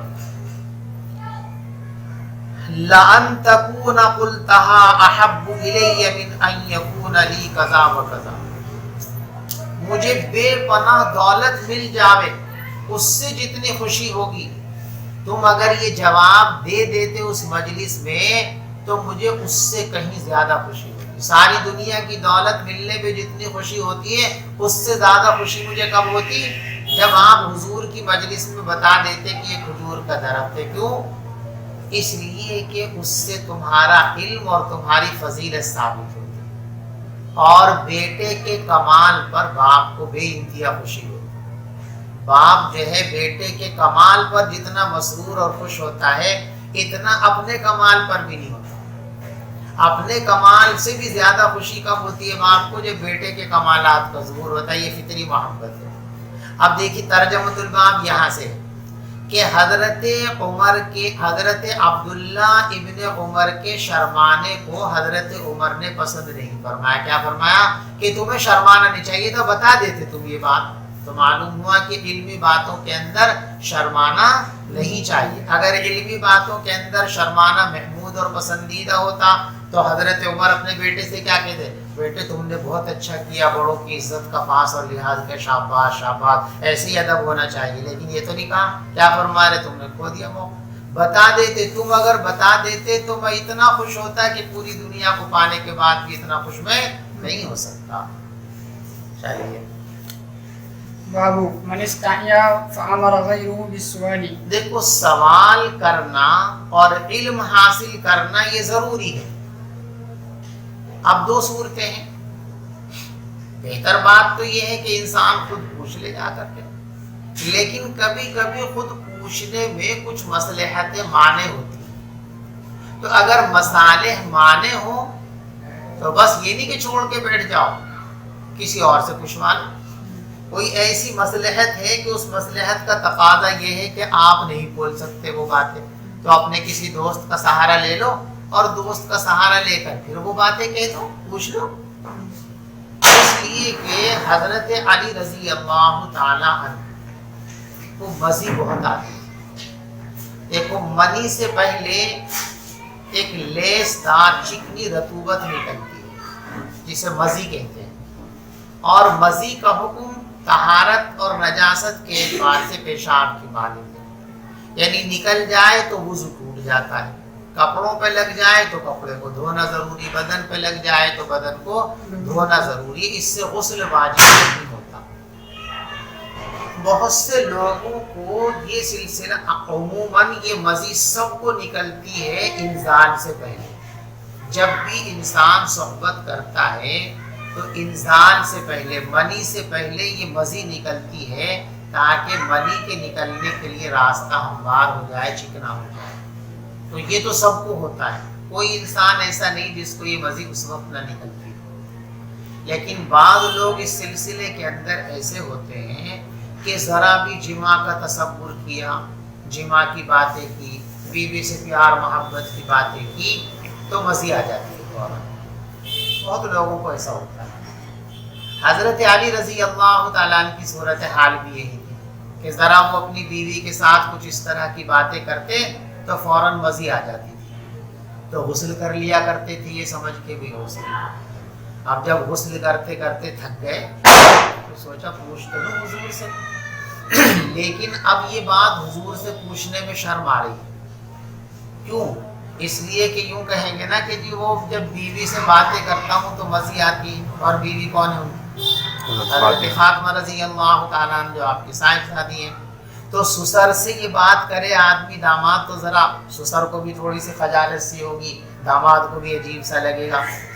اس لیے حضرت علی رضی اللہ تعالیٰ عنہ نے خود نہیں پوچھی یہ بات۔ حضرت مقداد جو ان کے دوست تھے ان سے کہا بھائی تم جا کے حضور سے پوچھنا کہ اگر کسی کو مزی آ جائے تو اس کو غسل کرنا ضروری ہے یا غسل کرنا ضروری نہیں ہے۔ آپ سمجھ گئے؟ تو معلوم ہو گیا کہ خود اگر پوچھنے میں کوئی مصلحت مانے ہو تو دوسروں سے پوچھوا لو، لیکن پوچھو ضرور، براہ راست پوچھو یا بالواسطہ پوچھو۔ تو اوپر براہ راست والی مثالیں آئی تھی یا بالواسطہ کی مثالیں آئی ہیں؟ آج سمجھ میں آ گئی؟ نفس مسئلہ تو سمجھ گئے نا کہ خود اگر نہیں پوچھ سکتے کسی مصلحت کی وجہ سے تو دوسروں سے پوچھوا لو۔ جیسے حضرت علی مصلحتاً یہ بات حضور سے نہیں پوچھ پا رہے تھے تو اپنے دوست حضرت مقداد رضی اللہ تعالیٰ عنہ سے پوچھوا لیا۔ سمجھ گئے نفس مسئلہ؟ اب ذرا روایت پہ آئیے۔ اس روایت میں یہ ہے کہ حضرت علی رضی اللہ تعالیٰ عنہ نے حضرت مقداد سے کہا کہ آپ جا کر حضور سے پوچھو۔ ایک روایت کے اندر ہے کہ حضرت علی نے حضرت عمار سے یہ بات فرمائی کہ بھی ذرا حضور سے مسئلہ پوچھ لینا، اور ایک روایت میں یہ ہے کہ حضرت علی رضی اللہ تعالیٰ عنہ نے خود حضور پاک صلی اللہ علیہ وسلم سے براہ راست یہ مسئلہ پوچھا تھا۔ تو اب تین طرح کی روایتیں ہو گئی، مقداد سے پوچھوایا تھا، عمار سے پوچھوایا تھا یا خود پوچھا تھا، تین طرح کی روایتیں آ گئی۔ تو تینوں میں بظاہر تعارض ہے، اس کا حل سمجھیے۔ پہلے حضرت علی رضی اللہ تعالیٰ نے حضرت مقداد سے یہ بات کہی کہ میں ذرا حضور سے پوچھ لینا، اور میں پوچھ لوں گا، فوری طور پہ جا کر کے نہیں پوچھا، میں پوچھ لوں گا، مسئلہ پوچھنا ہی تو پوچھ لوں گا، کل پوچھ لوں گا، پرسوں پوچھ لوں گا۔ انہیں طلب تھی اس لیے کہ جس پہ پڑتی ہے اسے تو بے چینی ہوتی ہے، دوسروں کیا بے چینی ہوگی؟ تو ان پر تو گزرتی تھی، انہیں بے چینی تھی۔ جب ادھر سے جواب میں تاخیر ہوئی تو انہوں نے یہ سمجھا کہ شاید انہوں نے میری بات کی توجہ نہیں کی یا بھول گئے ہوں گے، تو حضرت عمار سے کہہ دیا اگر آپ پوچھ لینا۔ حضرت عمار نے بھی اتفاق کی بات ہے کہ فوراً جا کے نہیں پوچھا، ایک دن دو دن بعد پوچھی، اتفاق ہے نہیں ملاقات ہوئی ہے، نہیں جانا ہوا اپنے کام کی مصروفیت کی بنیاد پر۔ انہوں نے بھی تاخیر کر دی، انہوں نے بھی تاخیر کر دی۔ اب بے چینی انہیں تھی تو خود ہی پہنچ گئے حضور کے، بابا کوئی نہیں پوچھ رہا تو مجھ تو پوچھنا ہی ہے، میرا تو مسئلہ ہے۔ تو ان سے بھی کہا تھا، ان سے بھی کہا تھا اور خود بھی پوچھا تھا، تو انہوں نے خود بھی پوچھ لیا بیچاروں نے جا کر کے۔ ادھر ان دونوں کو ذمہ داری سپرد کی تھی تو انہوں نے بھی اپنے وقت پہ جا کر کے پوچھ لیا۔ تو عمار نے پوچھا یہ بھی صحیح، مقداد نے پوچھا یہ بھی صحیح، اور حضرت علی رضی اللہ تعالیٰ نے براہ راست پوچھا تھا یہ بھی اپنی جگہ پر صحیح، تینوں باتیں پیش آئی تھی، لہٰذا تینوں باتوں میں کوئی تعارض نہیں۔ بات سمجھے بھائی؟ جی۔ باب من استحیا فامر غیرہ بالسؤال، جو آدمی شرمائے کسی مصلحت کی وجہ سے تو وہ دوسرے کو سوال کے لیے آرڈر دے سکتا ہے، دوسروں کو کہتے ذرا پوچھ کے بتا دو یہ مسئلہ۔ وبه قال حدثنا مسدد قال حدثنا عبد الله بن داود عن الأعمش عن منذر الثوري عن محمد بن الحنفية عن علي بن أبي طالب رضي الله عنه قال كنت رجلا مزاء میں ایسا آدمی تھا کہ مجھے مزی بہت نکلتی تھی. فَأَمَرْتُ الْمِقْدَادَ أَن يَسْأَلَ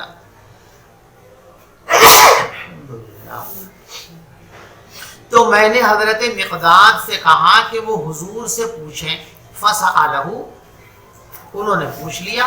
فَقَالَ فِيهِ الْوُضُوءُ تو پیغمبر علیہ السلام نے فرمایا کہ مزی میں وضو ہے. یعنی اگر کسی آدمی کی مزی نکل آئے تو اس سے وضو ٹوٹتا ہے، غسل نہیں ٹوٹتا. اس پہ وضو واجب ہوتا ہے، غسل واجب نہیں ہوتا ہے. چلیے باب ذکر العلم والفتیا فی المسجد. دیکھو مسجد ہر نیک کام کا مرکز ہے.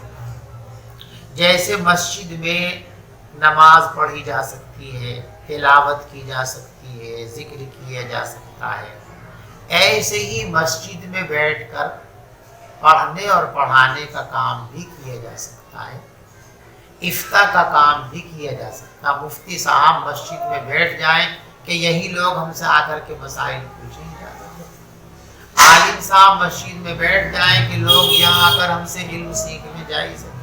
تو جیسے مسجد میں نمازیں پڑھی جا سکتی ہیں، ذکر کیے جا سکتے ہیں، وعظ کی مجلس منعقد کی جا سکتی ہیں، تدریس کی اور فتوے کی مجلس بھی مسجد میں منعقد کی جا سکتی ہے. یہ بیان کرنا اس بات میں ٹھیک ہے. مسجد میں فتوے اور علم کا بیان. چلیے قال حدثنا محمد بن سعيد قال حدثنا الليث بن سعد قال حدثنا نافع مولى عبد الله بن عمر بن الخطاب عن عبد الله بن عمر أن رجلا قام في المسجد فقال ان رجلا قام في المسجد. یہیں سے ترجمۃ الباب ہے. ایک شخص مسجد میں آ کر کھڑا ہوا اور اس نے یوں کہا یا رسول اللہ من این تأمرنا ان نحل. جو آدمی حدود حرم سے باہر رہتے ہیں، آفاقی ہیں، جب وہ حرم میں آئیں گے عمرے کے لیے، حج کے لیے، تو خاص حدود ہیں کہ ان حدود سے آگے بغیر احرام کے نہیں بڑھ سکتے. ان حدود کو میقات کہتے ہیں، میقات مکانی. یعنی یہ وہ جگہ ہے کہ جو آدمی حرم شریف جا رہا ہو، مکہ جا رہا ہو، اس سے آگے بغیر احرام کے نہیں جا سکتا. یہاں احرام باندھنا ہی ہے. تو ان جگہوں کیا کہتے ہیں؟ میقات. تو یہ سائل میقات کا مسئلہ معلوم کرنے کے لیے آیا ہے. اور حضور کا تشریف فرمائیں مسجد میں. مسجد ہی میں آ کے اس شخص نے سوال کیا اور پیغمبر علیہ السلام نے مسجد ہی میں بیٹھے بیٹھے اس کا جواب دے دیا. تو معلوم ہوا کہ مسجد میں فتوے کی مجلس منعقد کی جا سکتی ہے، علم کی مجلس منعقد کی جا سکتی ہے. من این تأمر، حضرت آپ ہمیں کس جگہ سے احرام باندھنے کا حکم دیتے ہیں؟ تو پیغمبر علیہ السلام نے ارشاد فرمایا یحل اہل المدینۃ من ذی الحلیفہ. مدینے کے رہنے والے لوگ ذو الحلیفہ سے احرام باندھیں گے. مدینہ اور مدینے کے اطراف میں رہنے والے لوگوں کے لیے میقات ذو الحلیفہ ہے. وَيُحِلُّ أَهْلُ الشَّامِ مِنَ الْجُحْفَةِ، اور اہل شام احرام باندھیں گے جحفہ سے. جحفہ ایک جگہ کا نام ہے. وَتُحِلُّ أَهْلُ نَجْدٍ مِنْ قَرْنٍ، اور نجد کے رہنے والے لوگ احرام باندھیں گے قرن سے. ٹھیک ہے. یمن کے رہنے والوں کے لیے جو میقات ہے وہ یلملم ہے. کیا ہے؟ اور ہمارے لوگوں کے لیے ہندوستان اور ہندوستان کے آس پاس کے لوگوں کے لیے بھی میقات کیا ہے؟ یلملم بھی. سمجھ گئے؟ کیونکہ ہم بھی اسی سمت میں پڑھتے ہیں. عبداللہ ابن عمر نے مدینے والوں کی میقات، شام والوں کی میقات اور نجد والوں کی میقات کا بیان براہ راست پیغمبر علیہ السلام سے سنا تھا. لیکن جو یمن والوں کے لیے بیان کی تھی آپ نے، وہ جملہ حضرت عمر کی سمجھ میں نہیں آ سکا تھا. تو بعد میں صحابہ کرام سے پوچھا. یہ صحابہ کی احتیاط ہے. بھائی حضور سے سن رکھا تھا، صحابہ سے وہ سیدھے سیدھے اسے بھی بیان کر دیتے کہ یمن والوں کے لیے لملم ہے، لیکن نہیں، جو صورتحال اصل تھی اسی کو بیان کرتے تھے یہ سامنے۔ اور عبداللہ ابن عمر کہتے ہیں کہ لوگوں کا دعویٰ یہ ہے کہ پیغمبر علیہ السلام نے فرمایا تھا کہ یمن والے احرام باندھیں گے یلملم سے، اور عبداللہ ابن عمر فرمایا کرتے تھے لم افقہ ہذہ من رسول اللہ صلی اللہ علیہ وسلم، یہ یمن والوں کی میقات کی بات میں نے حضور پاک صلی اللہ علیہ وسلم سے براہ راست نہیں سمجھی، اور میقاتیں براہ راست حضور سے سنی، اور یہ یمن والوں کی یہ صحابہ سے میں نے دوسرے واسطے سے سنی ہے۔ چلیے بابو من اجاب السائل باکثر مما سألہ، باکثر مما سألہ، دیکھو جواب دینے کا اصل اور فطری طریقہ تو یہی ہے کہ جو بات پوچھو وہ بتا دو، جتنا سوال ہے اتنا جواب دے دو، یہی بہتر طریقہ ہے، اچھا طریقہ ہے۔ لیکن کہیں کہیں سائل جب سوال کرنے کے لیے آتا ہے تو جتنی بات اس نے پوچھی ہے اس کے سوال کے جواب کے علاوہ بھی ضرورت کا تقاضا ہوتا ہے کہ اس کو کچھ مزید باتیں بتا دی جائیں، تو مفتی کی یہ ذمہ داری ہے کہ عام حالات کے اندر تو جتنی بات پوچھی وہ بتا دو، لیکن اگر کہیں ضرورت محسوس ہو حالات کے پیش نظر تو استفتاء میں جتنی بات پوچھی گئی ہے فتوے میں اور جواب میں وہ بات اور اس کے ساتھ دوسری ضروری باتیں بھی بتا سکتے ہیں، یہ بھی درست اور صحیح ہے۔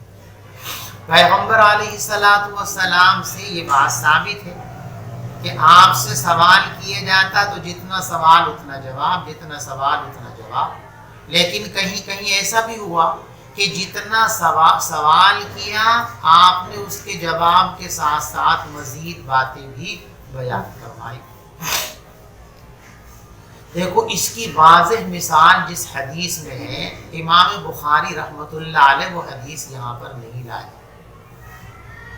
اس لیے کہ وہ سند کے اعتبار سے ان کے معیار پر پوری نہیں اترتی۔ اصل اس مسئلے کی واضح دلیل جو ہے وہ روایت ہے کہ جس میں ایک صاحب نے پوچھا تھا کہ حضرت ہم جنگلوں میں ہوتے ہیں، پانی تھوڑا ہوتا ہے، تو ایسی صورت کے اندر ہم کیا کریں اگر ہمارا وضو ٹوٹ جائے، ہوا نکل جائے؟ آپ نے فرمایا کہ دیکھو وضو کیا کرو، اور ساتھ میں فرمایا وَلَا تَأْتُوا النِّسَاءَ فِي أَدْبَارِهِنَّ، عورتوں سے پچھلے مقام میں صحبت مت کیا کرو۔ اب یہ سائل نے پوچھا نہیں تھا، لیکن حضور نے ضرورت محسوس کی تو یہ فاضل مسئلہ ہی بتا دیا، تو مسئلہ معلوم ہو گیا کہ سائل نے جتنا پوچھا اصل فطری انداز تو کہ اتنا ہی بتاؤ، لیکن کہیں اگر ضرورت کا تقاضا ہو تو سوال سے زائد باتیں بھی سائل کو بتا دینی چاہیے۔ پیغمبر علیہ السلام کی ایسی سنت ہے، سمجھ گئے بھائی؟ من اجاب باکثر مما سألہ، سائل کو اس سے زیادہ جواب دینا جتنا اس نے سوال کیا ہے۔ وبه قال حدثنا آدم قال حدثنا ابن ابي ذئب عن نافع عن ابن عمر عن النبي صلى الله عليه وسلم وعن الزهري عن سالم عن ابن عمر عن النبي صلى الله عليه وسلم ان رجلا سأله ما يلبس المحرم، ایک شخص نے حضور سے سوال کیا کہ محرم کون سے کپڑے پہنے۔ اب کون سے پہنے یہ لمبی فہرست ہے، کون سے نہ پہنے یہ چھوٹی فہرست ہے، تو آپ نے جواب ادھر سے دیا من کے انداز سے کہ یہ مت پہنو، باقی جو چاہے پہنو۔ تو آپ نے ارشاد فرمایا لا یلبس القمیص، محرم قمیص اور کرتا نہیں پہنے گا، چشتر نہیں پہنے گا، شیروانی نہیں پہنے گا، سوٹر نہیں پہنے گا، جرسی نہیں پہنے گا، جیکٹ نہیں پہنے گا، یعنی ہر وہ کپڑا جو جسم کی ساخت کے طور پر سیا جاتا ہے، ایسا کوئی بھی کپڑا سلا ہوا کپڑا کہلائے گا، وہ نہیں پہن سکتا۔ اور اگر کسی کپڑے کو جسم کی ساخت کے اعتبار سے نہ سیا گیا ہو تو وہ سلا ہوا کپڑا محرم پہن पहन सकता है। मसलन उमूमन उलमा और अहले मदारिस जो लुंगी बांधते हैं वो सिली हुई होती है, चलते हुए और लेटे हुए खुल न जावे तो सिलवा लेते, उसे जुड़वा लेते हैं। लेकिन ये सिलाई जिस्म की साख के एतबार से नहीं होती। जैसा आप ये स्टान के लिए पाँचा, ये स्टान के लिए पाँचा, ऐसे तो नहीं होता। वो तो बस गोल करती उसे ताकि चलते वक्त हवा से उड़कर ये ना खुल जाए, लेटे हुए हैं गफलत में ये खुल ना जावे, बेपर्दगी ना हो जाए। तो ऐसी सिली हुई लुंगी वो इहराम की हालत में बांधी जा सकती है और पहनी जा सकती है। समझ में आ रही बात? तो हालत इहराम के अंदर सिली हुई लुंगी, अगर आदमी जो इहराम की चादरें हैं उनको ये सोच कर के महफूज रहें, इधर उधर ना हो, और उनको सिलवा ले गोल लुंगी की तरह, तो जायज़ है, दुरुस्त है। यहाँ जो फरमाया गया सिले हुए कपड़े नहीं पहनेगा, तो इससे मुराद क्या है? जो बदन की साख के एतबार से लिबास के तौर पर सिए जाते हैं। कमीज नहीं पहनेगा, अमामा नहीं बांधेगा, पजामा नहीं पहनेगा। पजामे के अंदर सब चीज़ आ गई, पैंट भी है, नेकर भी है, अंडरवियर भी है। इनमें से इहराम की हालत में कुछ भी नहीं पहन सकता। ना अंडरवियर पहनेगा, ना नेकर पहनेगा, लोअर पहनेगा, ना शलवार पहनेगा, कुछ भी नहीं पहनेगा, बस लुंगी बांधेगा। वलल बुरनुसा, और बुरनुस भी नहीं पहन सकता। बुरनुस कहते हैं ऊंची टोपी को, ऊंची टोपी होती है ना, बाज कहते हैं जो ऊंची टोपी होती है, टोपा, हमारी जबान में टोपा कहते हैं, इसे टोपी कहते हैं ना, और वो जो बड़ा सा तो टोपा, तो टोपी भी नहीं ओढ़ सकता और टोपा भी। तो बुरनुस का तर्जुमा एक तो टोपा कर सकते हैं आप, और बुरनुस से मुराद वो टोपी भी होती है जो जैकेट के साथ सिली हुई होती है। जो जर्किन आती है, जर्सियाँ आती है ना बहुत सी, तो उनमें ये टोपा भी पीछे पड़ा रहता है, चाहे पीछे डाल दो और चाहे यूँ करके उसे ओढ़ दो, वो भी उसी में शामिल है कि वो भी नहीं पहन सकते।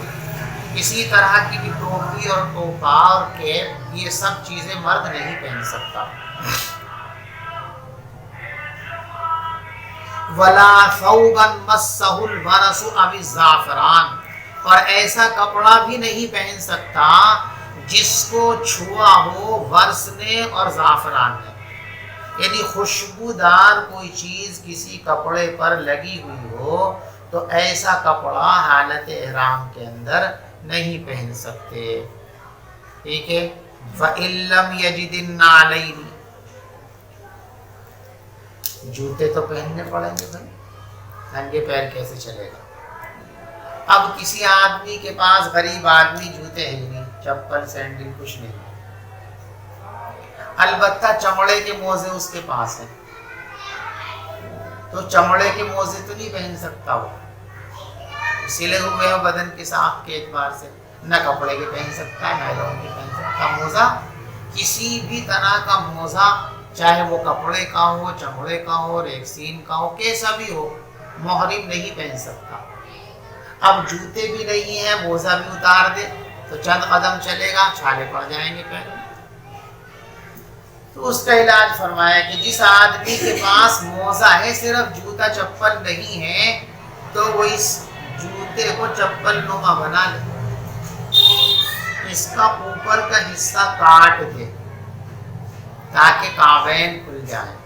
देखो, काबैन के सिलसिले में एक बात याद रखो, आमतौर से गलतफहमी, काबुन के लफ्जी माना आते हैं उभरा हुआ हिस्सा। तो जब लफ्ज़ काब हम बोलते हैं आपस में, तो हमारे जहनों में ये हड्डी, ये और ये दोनों तरफ उभरी हड्डियां ना, इसे हम टखना कहते हैं, काब कहते हैं। ठीक है ना। कुरान में भी ना वुज़ू की आयत में क्या है, वमसहू बिरुऊसिकुम व अर्जुलकुम इलल काबैन, ये टखने मुराद है। लेकिन यहाँ जो काबैन कहा गया सिर्फ ये मुराद नहीं है, बल्कि ये और ये जो कदम का ऊपर वाला हिस्सा है ना, यहाँ जो ये उभरा हुआ हिस्सा जिसपे बाल उगते हैं, ये भी इसमें शामिल है। यानी कोई भी ऐसा जूता, सलीपर और चप्पल जो इस हिस्से को ढक दे, समझ गए, इनको ढक दे, नहीं पहन सकते। इनको भी ढक दे अगर, वो भी नहीं पहन सकते। जो जूता, चप्पल, सलीपर, सैंडल हम इहराम की हालत में पहने, اس میں یہ شرط ہے کہ جیسے یہ کھلے ہوئے ہوں تو یہ حصہ بھی کھلا ہوا ہونا چاہیے، جس کے لیے بہت آسان ترتیب ہے وہ 2 پٹی والی ہے۔ 2 پٹی کی چپل کی ایک پٹی تو یہاں آ گئی اور ایک پٹی یہاں سے یوں چلی گئی، تو دونوں پٹی یہاں سے یوں پھٹتی ہیں یہ، اور یہ بیچ کا جو حصہ ابھرا ہوا جس پہ بال اٹھتے ہیں یہ بھی کام ہے، یہ نکل رہا ہے۔ بس یہ بتانا کہ کام جس طریقے سے کہتے ہیں ٹخنوں کی ہڈی کو، یہ جو یہ اوپر کا حصہ ہے قدم کا ابھرا ہوا جس پر بال اٹھتے ہیں یہ بھی کام ہے۔ لہذا احرام کی حالت میں ایسا جوتا اور چپل پہننا جو اس کو چھپا لے وہ بھی درست اور صحیح، تو ایسا جوتا پہن سکتے ہیں، ایسا چپل پہن سکتے ہیں جس میں یہ حصہ بھی کھلا رہے اور یہ حصہ بھی کھلا رہے، وہ جوتا چپل پہن سکتے ہیں۔ جو جوتا چپل اس کو ڈھک دے ایسا جوتا چپل یا ایسا سلیپر پہننا احرام کی حالت میں درست اور صحیح۔ بس اگر اس شخص کے پاس جوتے نہ ہوں فَلْيَلْبَسِ الْخُفَّيْنِ، تو ننگے پاؤں نہ چلے چھل کے پڑ جائیں گے، کیا کرے؟ خفین پہن لے، لیکن یوں ہی نہیں پہنے گا، پہننے سے پہلے ان کی حجامت بناوے گا۔ وَلْيَقْطَعْهُمَا، اور ان دونوں موزوں کو کاٹ لے، حَتَّى يَكُونَا تَحْتَ الْكَعْبَيْنِ، یہاں تک کہ وہ دونوں موزے کعبین کے نیچے آ جائیں، ٹخنوں کے یعنی ہڈیوں سے بھی نیچے آ جائیں اور یہ جو سامنے کا ابھرا ہوا حصہ اس سے بھی نیچے آ جائیں۔ اب انہیں موضوع کو جوتوں کی جگہ استعمال کر کے آپ پہن سکتے ہیں، چل سکتے ہیں۔ مزید کے تعلق سے آپ نے بتایا کہ وضو واجب ہوتا ہے، عبادت کے درمیان اگر یہ حالت پیش آئی یا نارمل؟ عبادت دیکھیں عام حالات میں ہے تب بھی وضو ٹوٹ گیا، ٹھیک ہے، اور نماز پڑھتے میں ایسا ہو گیا تو نماز بھی گئی اور وضو بھی گیا۔ کرنا پڑے گا، لیکن عام حالات میں اگر کوئی نہ کرے نہیں، وضو نہ کرے کا مطلب یہ کہ اس کا وضو ٹوٹ گیا۔ اب جن عبادتوں کے لیے وضو ضروری ہے وہ عبادتیں وہ نہیں کر سکتا، جیسے پیشاب کرنے کے لیے کوئی گیا تو فوراً وضو کر لے، اعلیٰ درجے کی چیز ہے، نہیں کرے فوراً، جب نماز کا وقت آ گیا جب کر لے۔ ایسی کسی کی اب وضو نکل گئی بیٹھے بیٹھے تو یہ مطلب نہیں کہ ابھی فوراً وضو کرنے جائے، مطلب یہ ہے کہ اس کا جو پہلا وضو تھا وہ ختم ہو گیا۔ اب یہ کوئی بھی ایسی عبادت کرنا چاہے جس کے لیے وضو ضروری ہے تو جب تک وضو نہیں کرے گا تب تک وہ عبادت اس کے لیے جائز۔ جو پیشاب کا حکم ہے سیم وہی وضو کا حکم ہے۔